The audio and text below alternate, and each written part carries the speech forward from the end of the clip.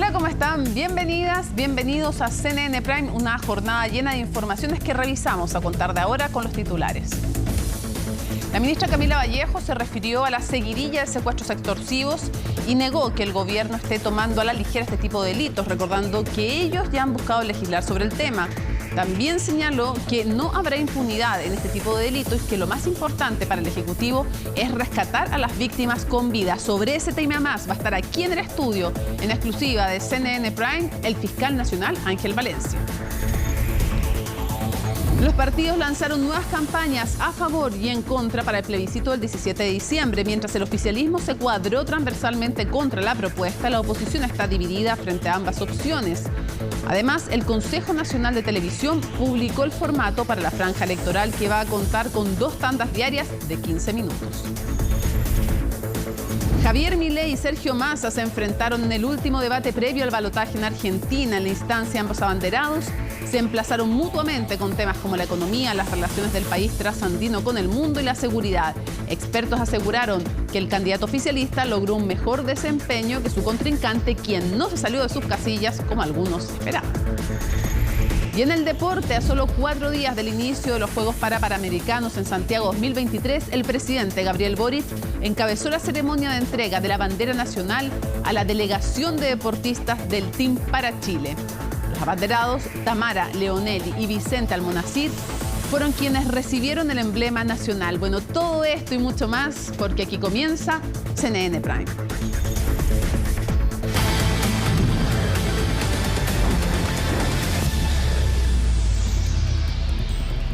Y comenzamos contándoles que el fallecimiento de Joan Jara, como les comentábamos ayer en CNN Prime, ha estado rodeado de reflexiones y homenajes sobre el legado que la bailarina y viuda de Víctor Jara dejó en el arte también como en el activismo por los derechos humanos. Y de todo eso nos cuenta, ahí lo ven en pantalla, Sandro Olavarría. ¿Cómo estás? Buenas noches. Hola Mónica, muy buenas noches. Claro, estamos acá en la calle Patricio Bunster Briceño, en la comuna de Santiago, donde está ubicado el Centro de Danza Espiral, que es de alguna forma el legado más físico que deja Joan Jara. Hasta aquí han llegado artistas, músicos, bailarines a rendirle homenaje a una persona que, además de ser reconocida por ser la viuda de Víctor Jara, trabajó con el arte, con la danza específicamente, porque ella era bailarina, principalmente llevando este tipo de arte a las poblaciones, a las clases más bajas, a quienes quizás no tenían acceso a pagar clases de danza. Gracias también a estos méritos se hizo en su momento merecedora de la Orden al Mérito Artístico y Cultural Pablo Neruda, por ejemplo, a la Medalla Rectoral de la Universidad de Chile en 2018, en 2021 al Premio Nacional de Artes de la Representación y Audiovisuales, entre muchos otros reconocimientos. 8 de la tarde con 42 minutos y les comentamos que la Fiscalía está investigando el homicidio de un hombre a causa de 2 impactos de bala, todo esto en Estación Central. La víctima murió dentro de su vehículo en la intersección de Alpatacal con Manuel Rodríguez. El hombre habría recibido una bala en la cabeza y otra en el tórax. Por ahora se están realizando las indagatorias correspondientes para establecer cómo ocurrieron los hechos, aunque la Fiscalía baraja la hipótesis de un altercado que derivó en este tiroteo mortal. Estamos investigando un delito de homicidio que habría ocurrido alrededor de la medianoche. A nuestras espaldas se encuentra un ciudadano dominicano de 30 años de edad que resultó fallecido por impactos balísticos con arma de fuego, por disparos. Tiene un impacto balístico en la cabeza y otro en el tórax, son 2, producto de lo cual murió en el lugar. Y estamos realizando las pericias con personal del OS9 y con peritos de la BOCAR para efectos de poder determinar qué fue lo que ocurrió. Tenemos diversas teorías, se habla de una pelea, de alguna especie de altercado, riña, y que derivó en estos disparos. Son diligencias que están en pleno desarrollo y son hechos que los estamos investigando para efectivamente establecer cuál fue la dinámica. El personal territorial se constituye en el sitio del suceso y primeramente protege la escena y posteriormente efectúa los llamados al Ministerio Público, que determina que equipos especializados de carabineros de la BOCAR y OS9 se constituyen para investigar el hecho que se determina con la persona de un fallecido dominicano que tiene 2 impactos balísticos en su cuerpo. Preocupación transversal ha generado la seguidilla de secuestros que se han registrado durante los últimos días, sobre todo porque en 2 de los casos han sido extorsivos. El gobierno apuntó una mayor coordinación, mientras que parlamentarios solicitaron utilizar todas las instancias disponibles para enfrentar estos delitos. De ello nos cuenta Belén Saldías. No han sido 1 ni 2, sino que 3 los casos de secuestros que se han registrado durante los últimos días en el país. 2 de ellos fueron extorsivos, o sea que se pidió dinero a cambio de la liberación de las personas. El más mediático fue el caso del empresario de Rancagua, donde el propio gobierno confirmó que se pagó por su rescate, lo que generó cuestionamientos hacia la entrega de información. El caso de Rancagua, si bien es un asunto que tiene ciertas particularidades que lo diferencian de manera bastante notoria de otros, no nos pilló desprevenido, no nos pilló sin que hubiéramos estado trabajando. Este tipo de situaciones nos imponen a todos una obligación de estar más coordinados y un proceso de aprendizaje respecto de la forma como los vamos a abordar en conjunto. Y es que muchos apuntan a que no se debían entregar mayores detalles del procedimiento, al menos no como lo hizo la ministra del Interior, Carolina Toá, quien dio a conocer que se pagaron cerca de 40 millones de pesos por su rescate. El gobierno la respaldó. Quiero reforzar la invitación a evitar falsas polémicas sobre estos temas.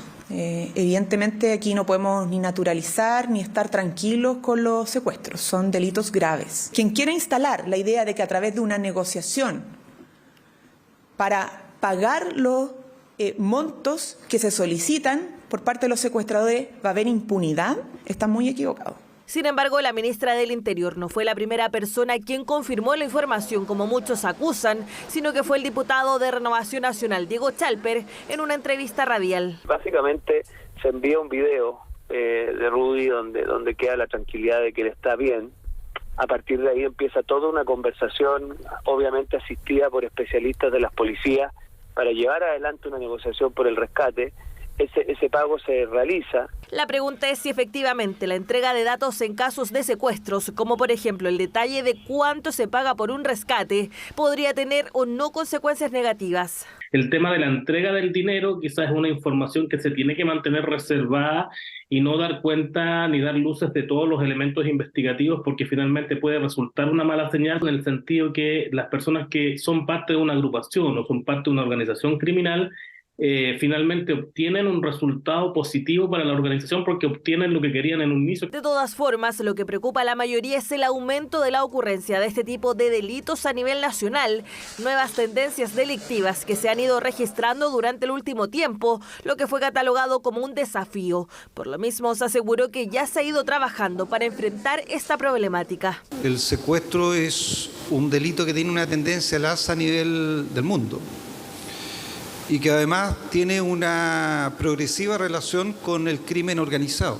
Tenemos una legislación que sanciona severamente el delito de secuestro y también sanciona severamente el delito de secuestro que dura más de 24 horas. Dan cuenta de una institución que se encuentra absolutamente preparada, con personal profesional y especializado para poder abordarlo.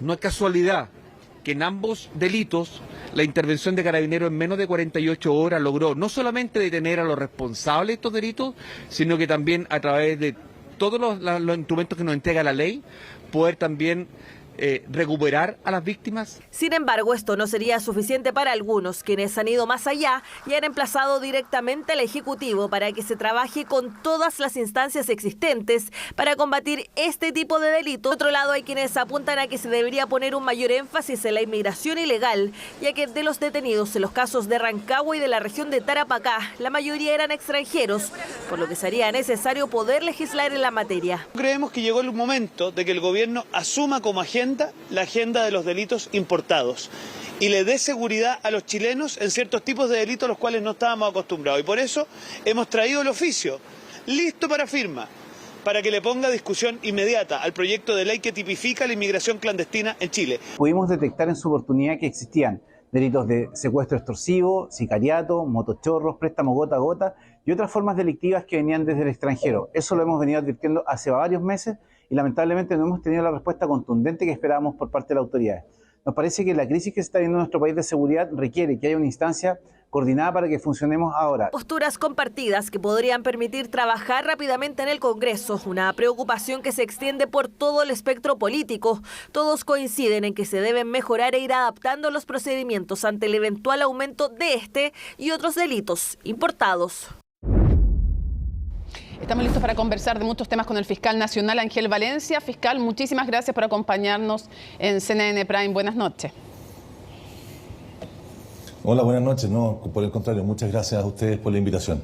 Lo primero que quisiera preguntarle es si concretamente, frente a los secuestros de los que hemos tenido noticias, son señal de que estamos frente a un fenómeno creciente y de alguna manera nuevo en cuanto a quiénes se dirige el delito, quiénes son las víctimas, quiénes son los autores y la cantidad de ellos. Lo que indican los números de la División de Estudios de la Fiscalía Nacional es que hay un aumento muy significativo de las denuncias por secuestro en general entre el año 2021 y 2022. Las causas más frecuentes de secuestro no son aún los secuestros extorsivos, todavía se encuentran dentro de las más frecuentes aquellas que son del ámbito doméstico, pero sin perjuicio de ello hay un aumento y un aumento muy significativo. Hay un quiebre en la curva respecto a los años anteriores. Ahora, ¿qué es lo que va a ocurrir el año 2023? ¿Y qué es lo que va a ocurrir el año 2024? Estará por verse. Una vez que transcurra estos periodos vamos a poder definir si hubo un aumento estacional, si pudimos detener ese crecimiento. El periodo de tiempo que aún analizamos es muy corto como para decir que ha habido un aumento significativo sostenido permanente en el tiempo. Pero de que hubo un aumento, sí, muy importante. Ahora, también respecto de quienes cometen estos delitos, se dice que son de alguna manera delitos territoriales y residuales. Entonces, que primero son secuestros entre bandas, después entre connacionales extranjeros y ya después en una tercera etapa que terminan comenzando a afectar a quienes viven en el país donde estas bandas realizan. ¿Estamos en ese momento, estamos ya comenzando con ese tipo de secuestros y si son bandas o no, de alguna manera transnacionales las que están operando?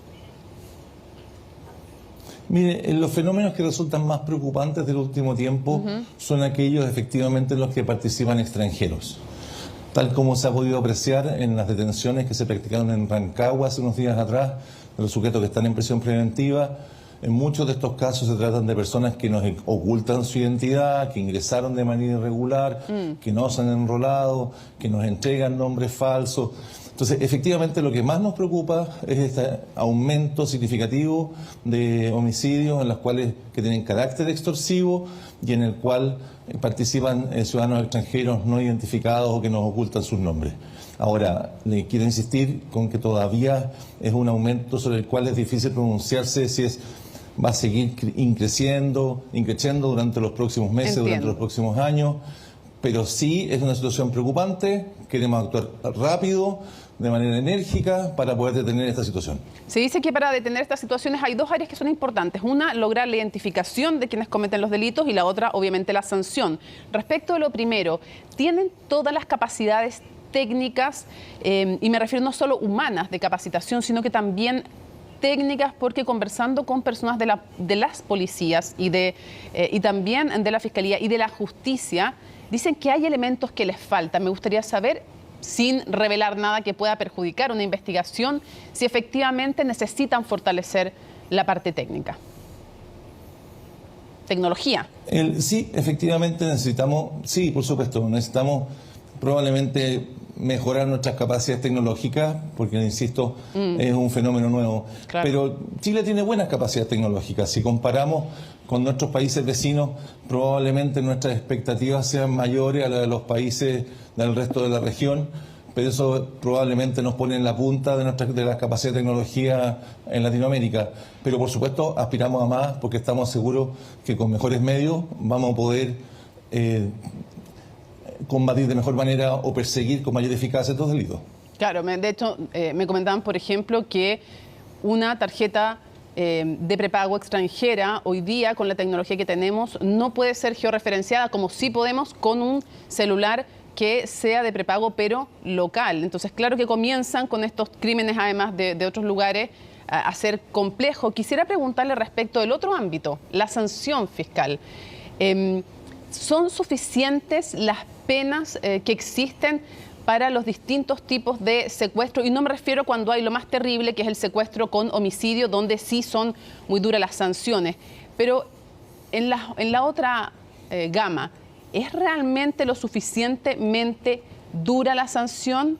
Y se lo pregunto por lo siguiente, porque a pesar de los cambios, cuando no hay homicidio en el secuestro asociado y dura menos de 15 días, en la actual legislación renovada, la pena puede llegar a ser más baja que un robo con intimidación. ¿Debiera endurecerse la sanción? Sí, yo quisiera abordar dos cosas. La primera, volver un poco atrás. Ya. Solo resaltar de que cuando una banda extranjera penetra en nuestro país con el objeto de delinquir, es porque advierte ventaja competitiva, o sea, advierte una debilidad nuestra que va a explotar.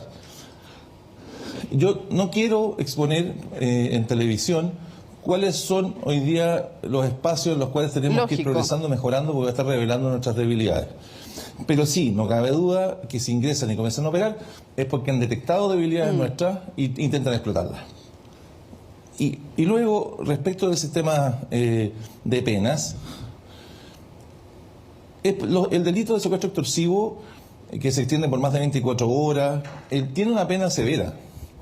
Más aún el delito de secuestro con homicidio o el secuestro con violación, son delitos que tienen penas severas. Nuestros problemas están más bien asociados al régimen de ejecución de penas, a la forma como esas penas se cumplen.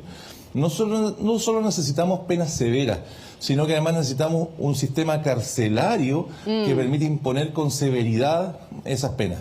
Dentro del marco de los derechos humanos, y tal como lo hemos planteado, hemos insistido en el ejemplo español o en el ejemplo italiano, dentro del marco de los derechos humanos es posible establecer un sistema penitenciario que los acusados teman.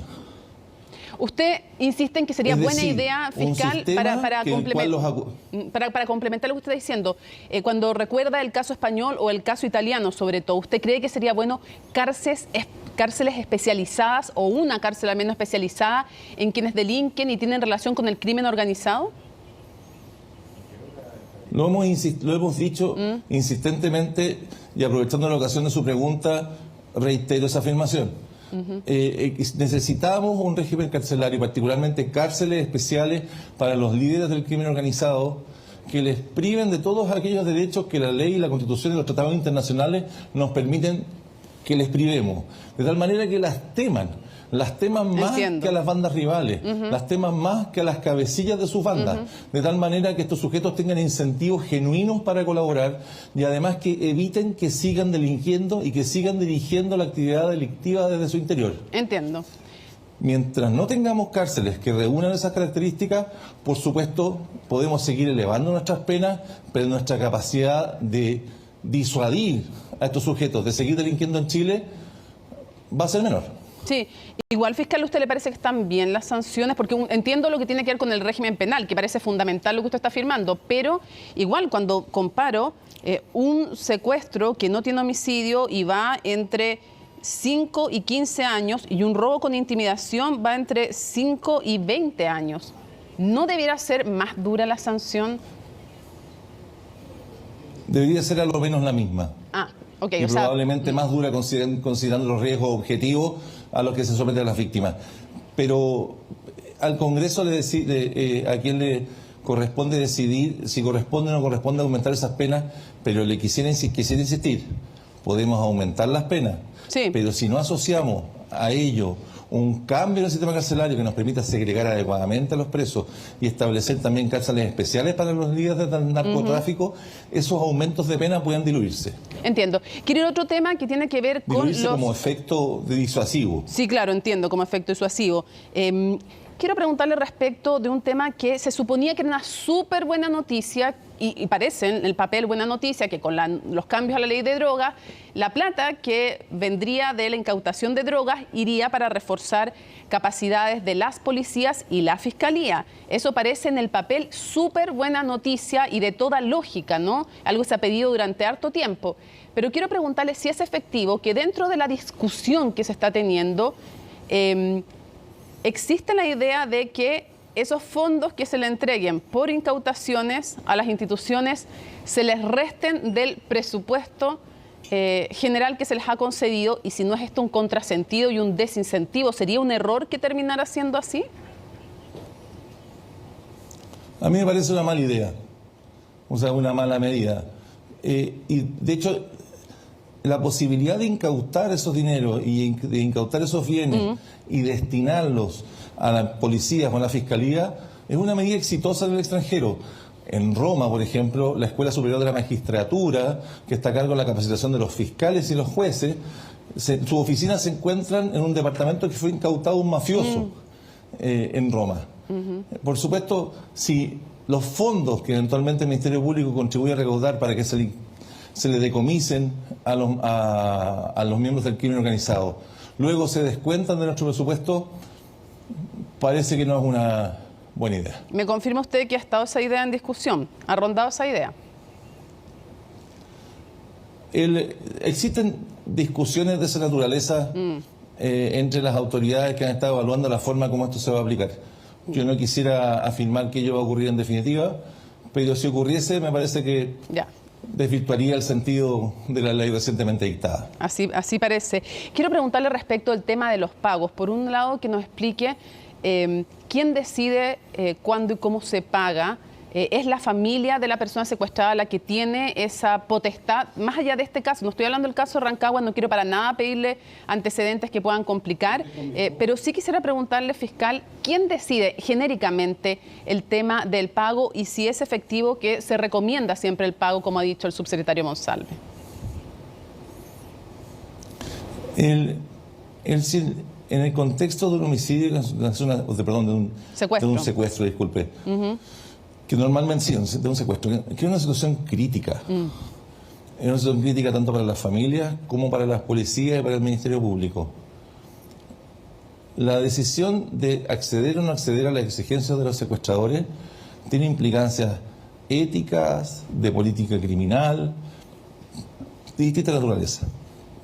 Como no estamos existen manuales de Naciones Unidas que regulan recomendaciones acerca de secuestro. Yo solo quisiera decir sobre el particular, primero, que la información de si se ha pagado o no se ha pagado es una información que siempre tiene que mantenerse reservada porque está íntimamente relacionada, es probable que incida o condicione o afecte o ponga en riesgo la vida o la integridad física de la persona secuestrada y su familia. Y en segundo término, la forma como manejar dichos requerimientos, la forma como abordar dichos requerimientos es un asunto respecto del cual tenemos que mejorar nuestras capacidades, la forma de administrar esos requerimientos. Tomamos contacto con la Fiscalía General de Colombia, le solicitamos una capacitación y asistencia técnica, reconociendo su experiencia, que por supuesto nadie hubiera querido tener, ¿no? Pero la experiencia que han tenido enfrentando secuestros o persiguiendo secuestros cometidos por banda. Sí, claro. Hemos tenido una respuesta afirmativa y en los próximos días les vamos a contar cómo esa capacitación y esa asistencia técnica se va a traducir en concreto, porque esperamos que este tipo de requerimientos manejarlos de la mejor manera posible. Usted ha dicho una palabra clave, se espera que estos requerimientos se manejen con discreción. ¿Fue la manera en que se deben manejar que primero el diputado Chalper y luego la ministra del Interior confirmara que en el caso del empresario de la sexta región había habido un pago? ¿Le parece que esa es la forma óptima en que se debe hacer? Yo no quisiera, creo que no me corresponde opinar respecto a las actuaciones de la señora ministra o del diputado, pero solo insistir lo que planteamos ese día en Rancagua, lo planteó tanto el fiscal Arias como quien habla, en orden a que las circunstancias como se llevan adelante estos procedimientos durante el tiempo en que las personas se encuentran cautivas, tienen que manejarse la información con la mayor prudencia y con la mayor reserva. Le insisto en la pregunta, ¿se manejó entonces con la mayor reserva y prudencia en la forma en que se manejó? Siempre las cosas se pueden hacer mejor, pero insisto que es una situación, estamos empezando a lidiar con una actividad criminal con la que no estábamos habituados a relacionarnos y vamos a ir progresando cada vez más en la forma como la enfrentamos. Parece que también, bueno, de hecho el propio fiscal Arias en un comienzo dio más antecedentes de los que entregó después. Le insisto, en principio quisiera reiterar lo que ya acabo de manifestar. Lo ocurrido ya ocurrido está. y lo importante es que en lo sucesivo vamos a siempre insistir en la necesidad de entregar información con prudencia y de cuidar mucho la reserva, porque de por medio está no solo el éxito de la investigación, sino que lo más importante Eso le quería está en riesgo preguntar. la vida de la persona secuestrada. Acaba de adelantarse la siguiente pregunta, fiscal, y es, cuando no se maneja con la suficiente prudencia, usted mismo ha dicho que hay cosas que se pueden mejorar, cuando no se maneja con la necesaria prudencia la información respecto de si hubo o no negociaciones, si hubo o no pago, y el momento además en que esto se revela, porque en este caso fue muy cerca de cuando se libera a la persona, ¿pueden llegarse a afectar las diligencias investigativas? Por supuesto, en abstracto, en general, no cabe duda que es efectivo, es cierto lo que usted plantea. Pero eso en abstracto. Luego, una vez cuando uno se enfrenta a un caso concreto, probablemente las personas podemos diverger acerca de si procede o no procede tal nivel de reserva o es necesario mayor prudencia, menor reserva. Pero por supuesto no cabe duda que siempre en toda investigación la reserva es crítica para poder asegurar el éxito de la investigación. Fiscal, hay un tema que quisiera preguntarle porque ustedes, si bien la potestad está en el Parlamento, ustedes son el órgano técnico de la persecución penal y por lo tanto saben cuándo sirve o no calificar algo de delito, cuándo aporta o no aporta, o es redundante o no. El hecho de, hay una iniciativa de distintos parlamentarios en relación a declarar delito, ahora es una falta, no es lo mismo, es una falta reglamentaria, pero declarar delito el ingreso irregular como migrantes. ¿Usted cree que aportaría en algo a aquellos crímenes asociados a disminuir los crímenes asociados con bandas que están conformadas, muchas de ellas por inmigrantes irregulares? Yo quisiera, en tanto fiscal nacional, distinguir, me parece, que tenemos distintos niveles de dificultades cuando enfrentamos investigaciones en contra de, voy a llamar migrantes irregulares, que migrantes que han ingresado de forma clandestina. Es posible que una persona haya ingresado por un paso regular, entregado sus antecedentes, entregado su pasaporte, haber ingresado legalmente a Chile y luego haberse quedado infringiendo nuestras normas de migración. Y a veces en algunas oportunidades esas personas son detenidas por cometer crímenes o simple delito y requerimos información al extranjero y nos cuesta encontrar información al extranjero sobre sus antecedentes pretéritos y una serie de dificultades en ese tipo de investigaciones. Pero esa es una situación. Son personas que, dicho en simple, ingresaron al país cumpliendo nuestras leyes, que entregaron la información que les requerimos al momento de ingresar y que una vez que se encontraron en Chile, como muchos otros habitantes de la República, decidieron no cumplir algunas leyes y enfrentan las consecuencias de ese incumplimiento. Y situación distinta es la de las personas que ingresan por vía clandestina. Es decir, las personas que entran sin cumplir nuestras leyes, sin disposición de entregar la información que pedimos cuando las personas entran, sin entregarle su identidad a la autoridad, sin que podamos verificar si cumple con los requisitos para que ingresen a Chile.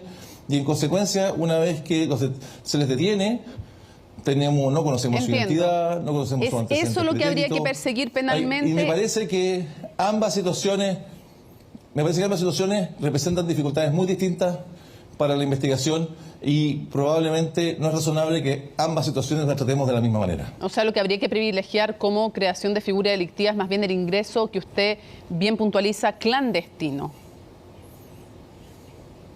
O sea, me parece que es conveniente hacer la diferencia, ¿no? Entre la persona extranjera que viene a Chile probablemente muchas veces huyendo de una realidad delictiva y violenta con el objeto de buscar refugio en Chile, de aquella persona que ya desde el momento que ingresa muestra una predisposición a no cumplir nuestras leyes.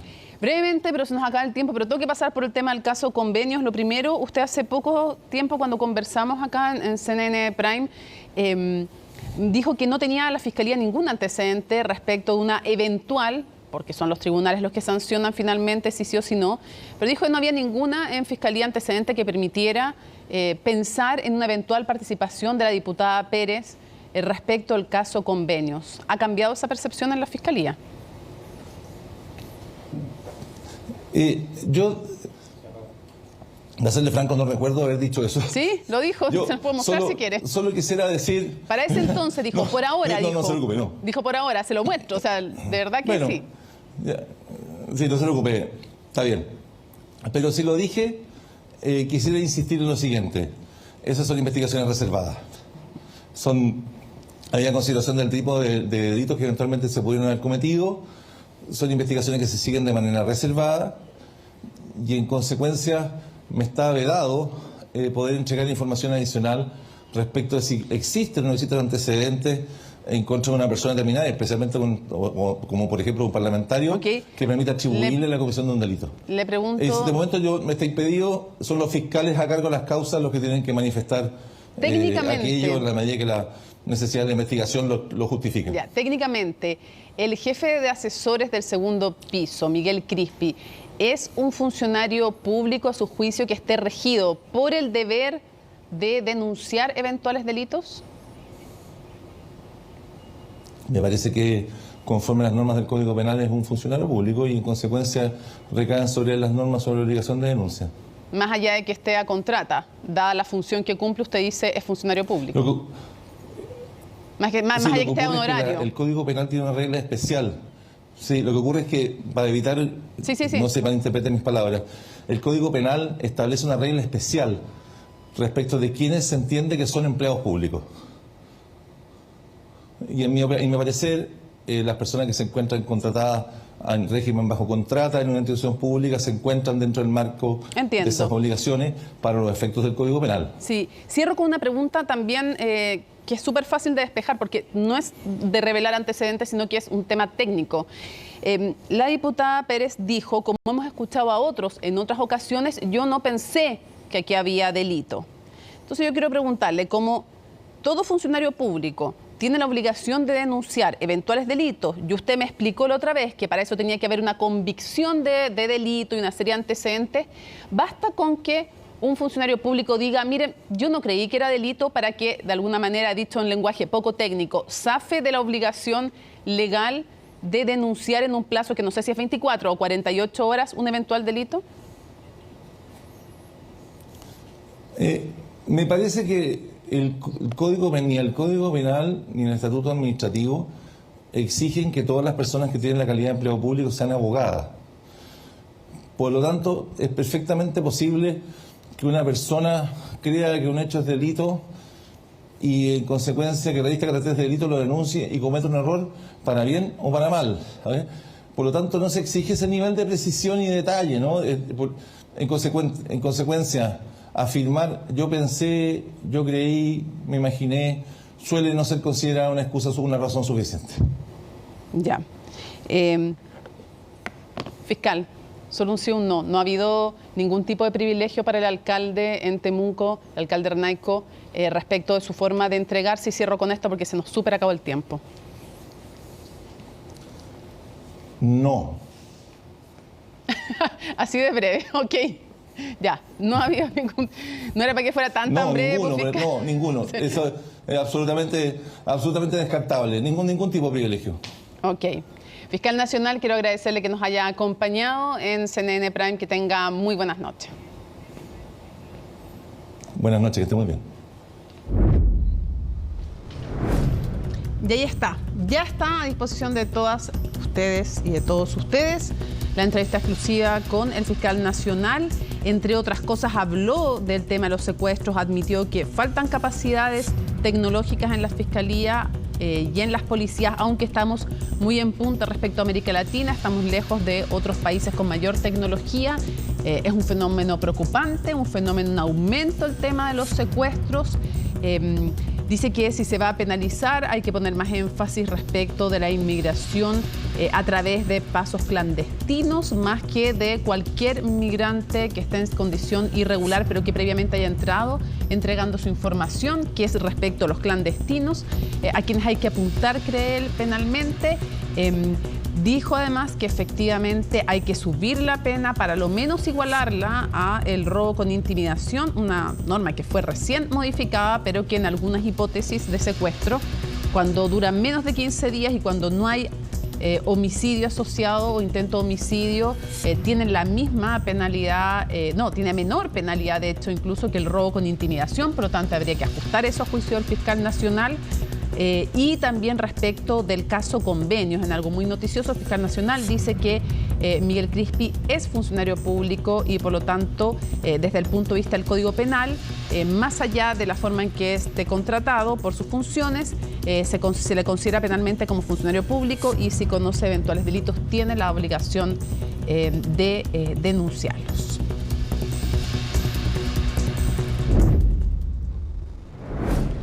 Bueno, y el Gobierno y el Congreso volvieron a enfocarse en el caso Convenios tras la entrevista que dio la diputada Catalina Pérez el fin de semana. Durante esta jornada se impidió el ingreso a la sala de la directora de presupuesto. Estefanía Bustamante nos cuenta de todo aquello. Estefanía, te escuchamos.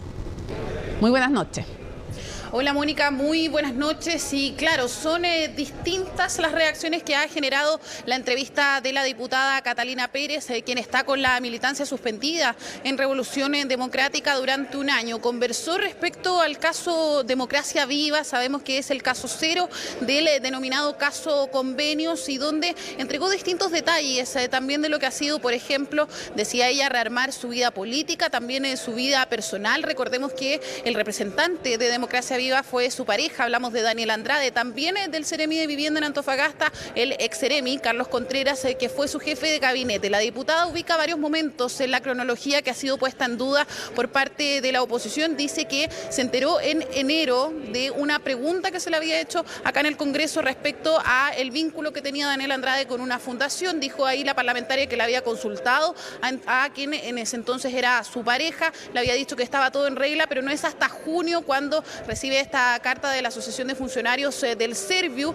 alertando sobre lo que ocurría en la región de Antofagasta y ahí ella se comunica con la subsecretaria de Vivienda. Llegó hasta el Congreso Nacional durante esta jornada, pasemos a revisar ese momento. A ver, les agradezco mucho el interés. Buenas tardes. No tengo, la verdad, nada más que agregar. Estoy tranquila, a disposición de la investigación. No tengo nada que ocultar y soy la primera interesada en que todo esto se aclare. ¿Por qué decide dar esta entrevista ahora, diputada? Ya señalé todo lo que podía señalar. No tengo nada más que agregar. ¿Qué le parece que el gobernador de Antofagasta diga que con los dineros que se podrían haber generado en este proceso, que estaba buscando hacer campañas políticas para el próximo periodo? No voy a comentar acusaciones que se hacen sin absolutamente ningún fundamento. ¿Por qué le contestó la entonces subsecretaria Tatiana Rojas? Agradezco mucho el interés. No tengo nada más que agregar a lo que ya he señalado. Bien, ahí estaba entonces la llegada de la diputada Catalina Pérez antes de entrar a la sala de la Cámara de Diputadas y Diputados que durante esta jornada inició la discusión de la ley de presupuestos. Hay otro punto también que se ha abierto un flanco para la moneda a propósito del caso Convenios y la cronología, pero también las responsabilidades políticas. Parte de la derecha ha apuntado al ministro de Vivienda, Carlos Montes, respecto a lo que fue los informes de la Contraloría que detectaron irregularidades en servicios a cargo del Ministerio de Vivienda. Por eso parte de la derecha ha evaluado incluso, por ejemplo, una interpelación o algunos han llamado al presidente a pedirles la renuncia. Los invito a que pasemos a revisar esas declaraciones del ministro y también a la ministra Camila Vallejo a propósito de la entrevista de la diputada Pérez. En el marco de esto surgió una situación de corrupción que está en manos del Ministerio Público y también surgieron situaciones de mal hechas las cosas. Le hemos pedido a los que han hecho mal, no a los corruptos, sino a los que han hecho mal las cosas, que nos devuelvan la plata. Le estamos pidiendo que nos devuelvan 1.755 millones, pero estamos tratando de que esto no se repita para adelante. Para mí es tremendamente ingrato porque yo estaba terminando mi vida política cuando me dijeron que viniera a tomar este cargo. Pero la verdad que la responsabilidad es apoyar al presidente, apoyar los programas de vivienda con toda la fuerza y todo lo que uno puede hacer y especialmente ayudar a enfrentar los problemas de fondo para que se resuelvan pensando en el futuro. Construir país, construir sociedad es responsabilidad de todos. Y yo estoy aquí porque el presidente me lo pidió. Interpretaciones, reinterpretaciones a través de una u otra entrevista sobre el caso, pueden haber muchas, ¿no? Pero no hay ninguna información nueva respecto a la cronología de los hechos. No hay ninguna. Entonces, si alguien quiere utilizar esto para levantar nuevamente sospechas y decir que hay nuevos antecedentes cuando no los hay y seguir generando o levantando un manto de duda, es meramente una utilización política de esto. Y sobre el mismo tema, Mónica, del caso convenios, pero desde otra arista, ocurrió algo acá en la sala de la Cámara de Diputadas y Diputados. Al inicio se estaba viendo la posibilidad de que la directora de presupuestos pudiese ingresar a la sala para poder debatir, responder las consultas de las y los parlamentarios. Sin embargo, parte de la UDI y el Partido Republicano no dieron la unanimidad para que ello ocurriera. Ahí habló el ministro de Hacienda, lamentó lo ocurrido precisamente, dijo que no quería interpretar cuáles eran las razones, considerando que la oposición ha sido crítica con el rol de Javiera Martínez, se le ha vinculado con el caso convenios y las firmas que hizo algunos documentos que en el fondo flexibilizaron parte de los traspasos a privados. Pasemos a revisar también parte de esas declaraciones del ministro. Presidente, quiero solicitar, y a raíz de la buena voluntad e intenciones del diputado Mellado, como bancada queremos pedir que pueda ingresar la directora de presupuesto y la subsecretaria de la SECPRES durante toda la tramitación. Eso, presidente. ¿Habría acuerdo? No hay acuerdo. Como sabemos, en esta oportunidad, por la discusión que hubo de los comités, no se está permitiendo el acceso a esta sala de la directora de presupuesto. Quisiera decir que cuando las autoridades y cuando los jefes de servicio concurren al Congreso Nacional y particularmente en este caso a la sala de la Cámara de Diputados, no es porque estén pidiendo un favor, es porque lo que interesa es contribuir a la discusión. Sin embargo, por razones que prefiero no interpretar, no se ha permitido entrar a la directora de presupuesto. Esperamos que en el curso de la discusión pueda reconsiderarse de parte de la sala esta decisión cuya única consecuencia es privar a el debate en esta Cámara de Diputados de toda la información necesaria para tomar buenas decisiones. Era un escenario entonces que desde Hacienda no esperaban, finalmente ocurre, pero también hay opiniones diversas respecto a las responsabilidades o los puntos políticos. Por ejemplo, parte de la UDI, si bien no quería que entrara Javiera Martínez a la sala de la Cámara de Diputadas y Diputados, había otra parte de este partido que consideraba que sí, debía cumplir responsabilidades políticas o algo de responsabilidad tenía, pero que sin embargo no se debían hacer los puntos políticos en una discusión tan importante como la ley de presupuestos que se está dando acá esta semana en la Cámara. Pasemos también a revisar parte de algunas de las reacciones. Lo importante para que haya debate es que ojalá la directora de presupuesto renuncie, ¿ya? Porque no da garantías. El presupuesto en general, nosotros como republicanos creemos que no da garantía. Nosotros no dimos la unanimidad, no como una señal, sino precisamente porque es pertinente y urgente que el gobierno entienda la situación. Aquí hubo diputados de republicanos también de mi bancada que quisieron dar una señal clara, porque aquí ha habido, bajo nuestro concepto, responsabilidad de la directora de la DIPRES por haber flexibilizado o haciendo más laxa la normativa y no haber fiscalizado oportunamente el traspaso de las platas. Yo creo que ella debía estar presente en la sesión, no veo en qué va a cambiar la discusión. Se hizo un punto político, pero yo creo que tenemos que ir a los temas mirar un poquito más en perspectiva. Estamos discutiendo la ley de presupuesto, ella ve el presupuesto, pueden haber consultas adecuadas, puede responder ella. Creo que uno puede hacer sus puntos políticos, yo también los hago, pero en esta oportunidad creo que era innecesario. Ahí estaba entonces las reacciones sobre lo que fue esta imposibilidad de que Javiera Martínez pudiese ingresar a la sala a explicar parte de lo que es el debate legislativo en torno a la ley de presupuestos, cuando ella finalmente es el principal rostro, por decirlo de alguna forma, que debate en torno a la ley de presupuestos que se ve durante esta semana en la Cámara. Para algunos entonces, como decía el ministro de Hacienda, no quería interpretarlo, pero para otros son puntos políticos a propósito del caso convenios que también ha salpicado al ministro Montes y a raíz también de lo que es esta entrevista de la diputada Catalina Pérez, que ha dado que hablar durante esta jornada acá en el Congreso. Le agradecemos toda la información a Estefanía Bustamante y seguimos avanzando con otras noticias. Vamos a materias que tienen que ver con la salud. El presidente de la Asociación de ISAPRES advirtió que de ejecutarse el fallo sobre el GES, las aseguradoras no podrán mantener la cobertura por más de 3 meses. Durante una nueva sesión de la Comisión de Salud del Senado, el presidente de las ISAPRES, Gonzalo Arriagada, abordó la decisión de la Corte Suprema de rechazar los recursos que buscaban impugnar la sentencia que dejaba sin efecto el alza de las primas de las garantías explícitas de salud. El Ejecutivo sostuvo que las ISAPRES dejarían de recibir aproximadamente 60.000 millones de pesos, por lo que instó al Parlamento a proponer una salida alternativa para no provocar la caída del sistema de salud privado. Mientras en esta sala estamos discutiendo, presidente, el fallo de GES es un elemento realmente gravísimo. Si se aplicara el GES, lo más probable es que no más allá de 3 meses las ISAPRES podrían mantener el equilibrio y mantener las coberturas. Y esto porque estamos hablando de alrededor de 60.000 millones mensuales de menor ingreso. Como lo pudo comprobar la Comisión Técnica, estamos hablando del 12% de los ingresos de las compañías, y las compañías hoy día están en un equilibrio precario. Entonces no podrían soportar esa disminución de ingresos. Así que es muy importante hacerse cargo de esa urgencia. A las ya preocupantes cifras de desocupación laboral se ha ido sumando una nueva problemática que se deriva de la baja capacidad de crear empleos de la economía. Se trata del denominado subempleo. En la siguiente nota, Orlando Silva nos explica de qué se trata este fenómeno y también nos cuenta de una feria laboral que ofrece más de 10.000 vacantes.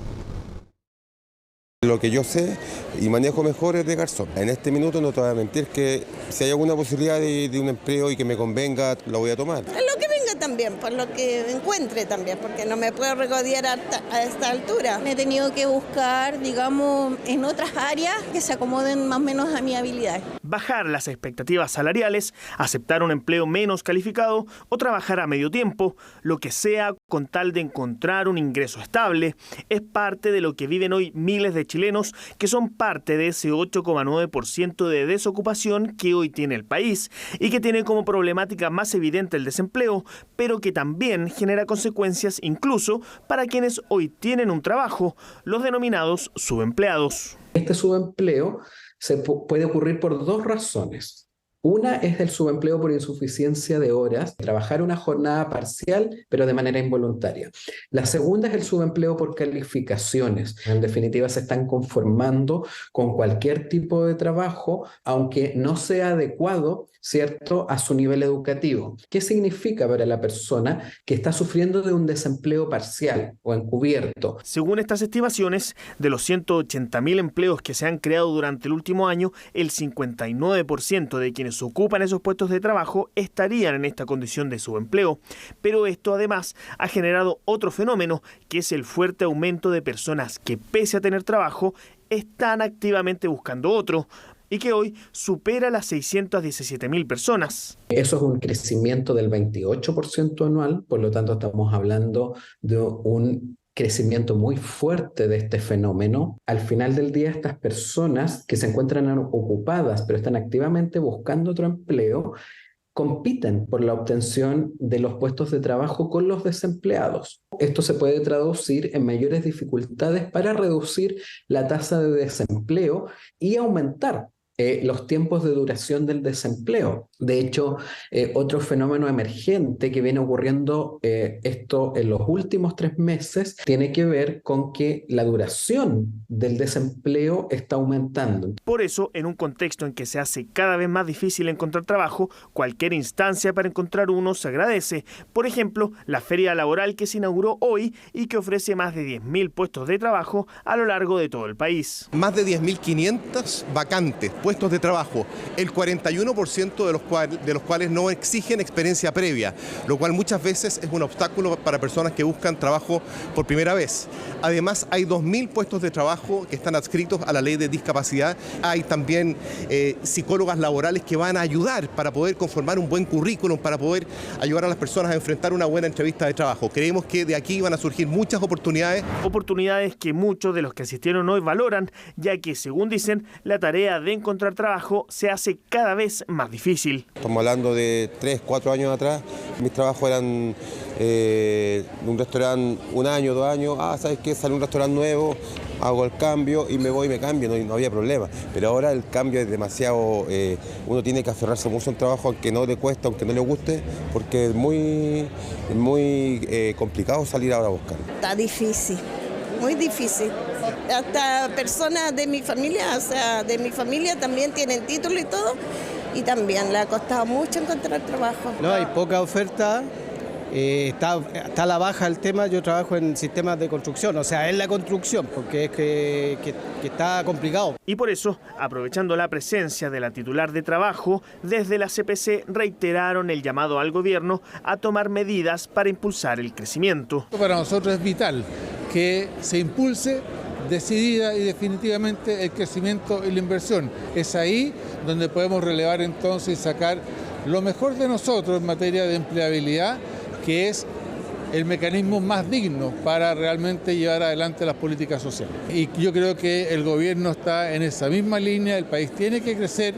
El gobierno ha dispuesto un presupuesto que el que está discutiéndose hoy día en el Congreso, que lo que espera es poder también promover la contratación de personas a través de la construcción de las 260.000 viviendas, a través de los 10.200 millones de pesos adicionales que va a licitar el MOP para obras públicas y asimismo con un porcentaje en inversión en recursos cercano al 4%. De todas formas, sabemos que este es un esfuerzo que no puede hacer solo el Estado. Otro dato que refleja esto es que, según datos de la Dirección del Trabajo, en lo que va de este año, los despidos por necesidades de la empresa se han incrementado 15% en comparación al mismo periodo del año pasado. Un incendio forestal de alta intensidad y rápida propagación fue reportado durante las últimas horas en Rapa Nui. En el inicio de la temporada de incendios, autoridades trabajan frente a esta amenaza para el próximo verano y de ello nos cuenta Natalia Muñoz. Incendio que amenaza a Rapa Nui. Va llegando, creo que son dos distintos. Justamente fueron dos siniestros de alta intensidad y rápida propagación que afectaron al sector de Mataengo. Afortunadamente, la pronta acción pudo controlar estos peligrosos focos. Se produjeron dos focos de incendio con un total de 3,3 hectáreas, combatiendo desde las 15 horas. Uno logramos controlarlo a las 18 horas, y el otro continuaron combatiendo hasta las 21 horas. En esta oportunidad, aproximadamente 5 hectáreas resultaron siniestradas en la zona de campo de la isla. En octubre del año pasado, un incendio azotó aún más la zona.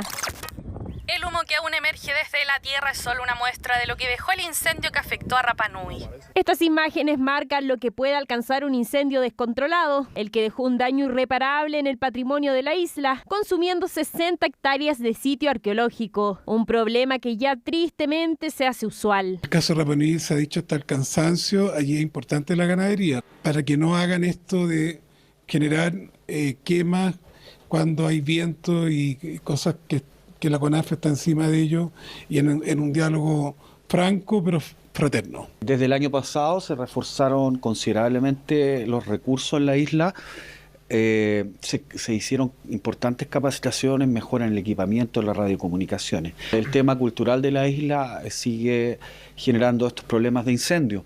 Educación fundamental en este periodo de incendios. A la fecha se ha registrado un 36% menos de siniestros que el año pasado. Frente al pronóstico de un verano con temperaturas mayores a 40 grados, las brigadas ya se preparan. Ya tenemos incendios todo el año, así que estamos hablando de un periodo de mayor recurrencia que es muy probable que se observe durante los meses de verano, enero, febrero principalmente, tal como el año pasado. Este gobierno ha duplicado el presupuesto de CONAF en la prevención y combate de los incendios, lo cual es muy, muy relevante. Por eso vamos a romper todos los récords, más de 3.000 brigadistas, brigadas nocturnas, casi una treintena, además de un avión de los C-10 grande adicional, lo mismo helicóptero. Ocurrió en el verano europeo y según expertos podría replicarse en nuestro país. Sin embargo, un factor de diferenciación es que en Chile se registró un incremento significativo de la vegetación debido a las precipitaciones. Se pronostica un complejo escenario para esta temporada, no solamente por lo que hemos visto en el hemisferio norte, sino también por las condiciones climáticas actuales de nuestro país que pronostican eventos de mucho calor. Hemos sido afectados de forma diferente por el fenómeno del Niño. A lo mejor nos va a acompañar hasta agosto del próximo año, lo que va a provocar muchísimos incendios en condiciones bastante desfavorables. Se proyecta que estos fuegos que antes eran en la zona centro-sur también pudiesen afectar hacia lugares del norte y extremo sur. Una temporada de incendios que se ha retrasado, pero que podría llegar con fuerza este verano. Cuidado, prevención y responsabilidad. No manipular fuego en el exterior y si se percata de algún siniestro, llamar al 130 de CONAF. Medidas preventivas para evitar y contener una de las emergencias que mantiene al 70% del territorio nacional en riesgo. Quedamos en Argentina porque solo horas después de ese debate, a todo esto con incluso explicaciones de Milei durante esta jornada, que decía que habían tosido mucho a su alrededor cuando él estaba participando. Que una estrategia era gente que acompañaba. Exacto. Oye, y lo otro que también le echó mucho en cara a Massa, que no estaba la gente del PRO.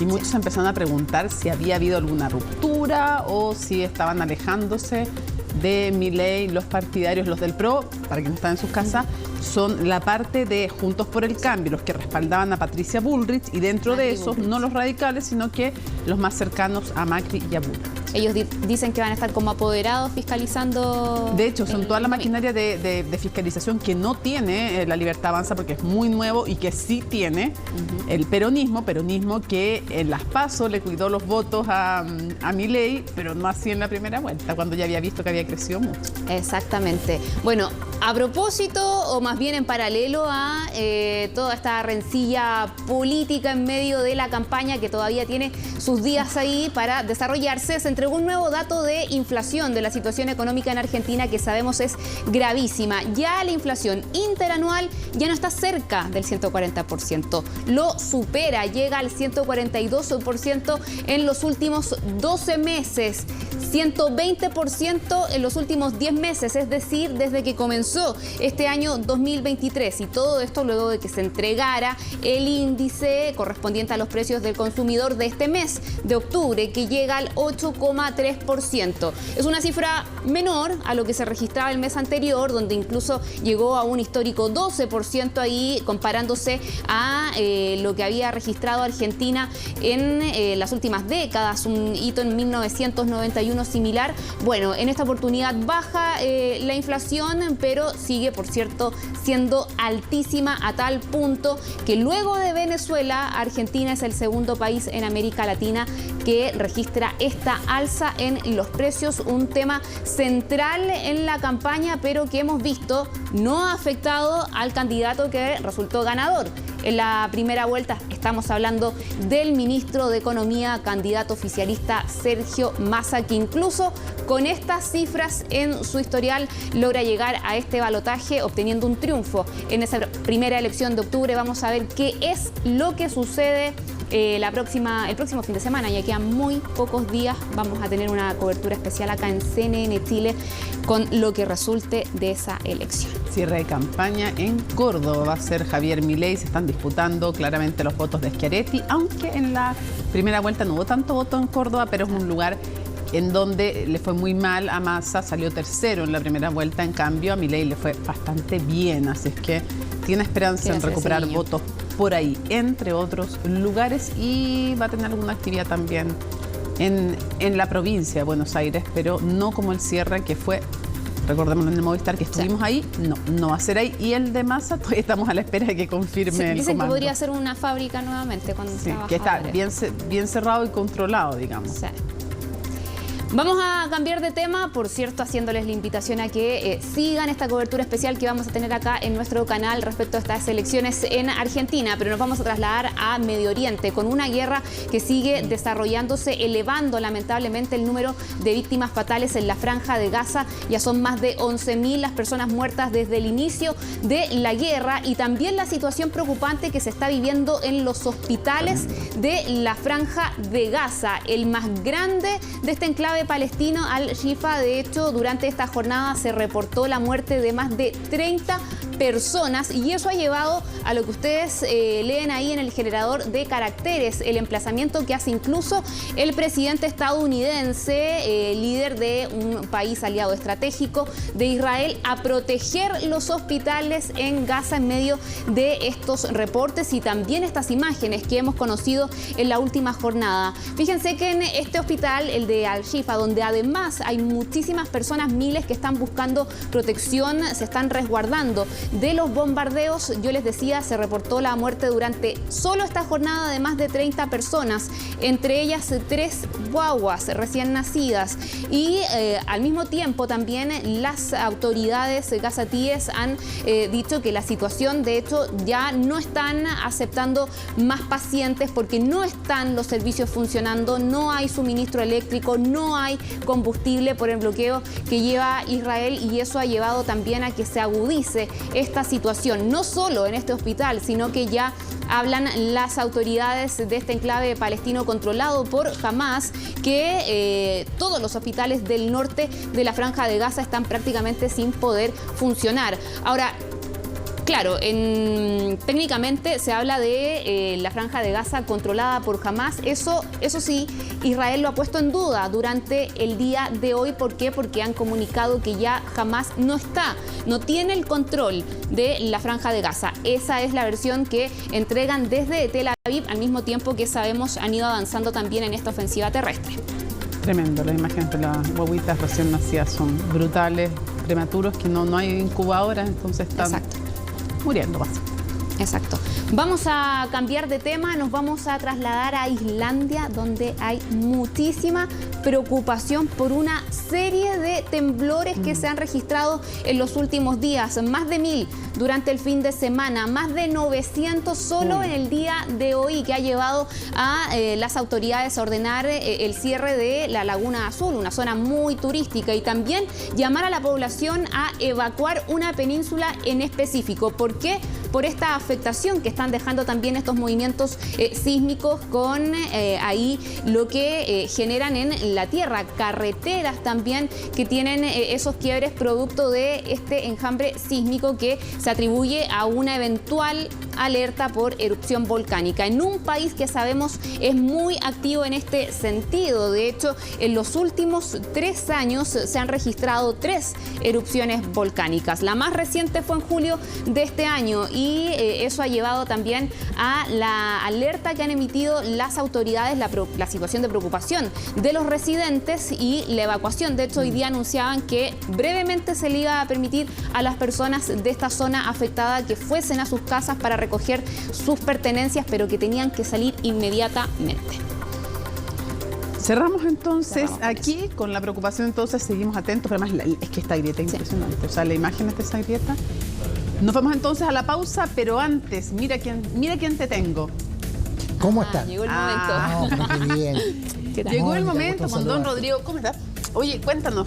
Eso, adelantamos lo bueno, adelantamos lo malo. No, primero lo malo y después lo bueno. Sí. Terminamos arriba, sí. Claro, es lamentablemente el caso de violencia intrafamiliar que afecta a la selección chilena a través de Matías Fernández Cordero, que ya esta tarde fue desafectado, liberado de la selección chilena, y ahora deberá enfrentar una causa judicial por lo que son los incidentes denunciados en una riña que tuvo con su expareja el día de ayer. Y esto es evidente que enreda un poco el trabajo de la selección, que ya lo vamos a analizar, pero demoró bastante en entregar un comunicado para acciones que ya se conocían y denuncias desde ayer y ya más tardar hoy día en la mañana. Pero lo primero es lo primero, así que bien la decisión. Y los panamericanos, ¿no? Pronto. Esa es la parte buena, ¿no? El regreso de FIU. Estamos a 4 días del regreso de FIU. Hoy se entregó también la bandera al Team para Chile para que pueda levantarla y izarla en la ceremonia inaugural de este viernes, que tiene muchos detalles. Van a haber artistas, una presentación musical interesante, pero por sobre todas las cosas, un programa de 18 pruebas donde Chile tiene expectativas de estar en lo más alto del medallero. Tenemos tremendos atletas paralímpicos, así es que vamos a estar súper atentos. Pausa y regresamos a CNN Prime.